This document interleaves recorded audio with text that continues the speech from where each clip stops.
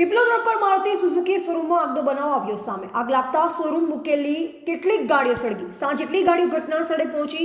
માન દરવાજા, મજુરા, વેસુ સહિતના ફાયરનો કાફલો ઘટના સ્થળે પહોંચ્યો। આગ લાગવાનું કારણ અકબંધ। મારું નામ S D Dhobi, deputy chief fire officer, Athwa zone fire વિભાગ। અમારા જગ્યા છે, કઈ રીતનો આગનો બનાવ બન્યો? આપણો વેસુ પીપલોદ રોડ છે, એના પર કટારિયાનો શોરૂમ છે। ત્યાં આગ લાગવાનો મેસેજ કંટ્રોલ રૂમને મળતા કંટ્રોલ રૂમ દ્વારા તાકીદે અડાજણ, વેસુ અને મજૂરાની ટીમોને ઘટના સ્થળે મોકલવામાં આવેલી।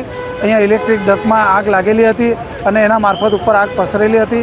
તાકીદે ફાયરની ટીમોએ આગ બુઝાવવાની કાર્યવાહી શરૂ કરેલી અને ઉપર તમામ માળો ચેક કરીને આગને કંટ્રોલમાં લીધી છે। અને સાંજનો સમય હોય, બધા કોઈ પણ સ્ટાફ અહીંયા હાજર નહોતો, એટલે અત્યાર સુધી કોઈ પણ જાનહાનિની સંખ્યા મળેલ નથી। કેટલા માળ સુધી આગનો બનાવ ફેલાયો હતો? આગ ત્રીજા માળ સુધી હતી અને અત્યારે અમારી ટીમો અંદર ઓલરેડી કામગીરી કરી જ રહી છે। કેટલી ગાડીઓને હાલ અત્યારે કેવી પરિસ્થિતિ? અત્યારે ફાયરની 5 થી 6 ટીમો અલગ અલગ મોકલવામાં આવેલી હતી અને એ જેમ જેમ આગ કંટ્રોલમાં આવે છે એને પરત કરીએ છીએ।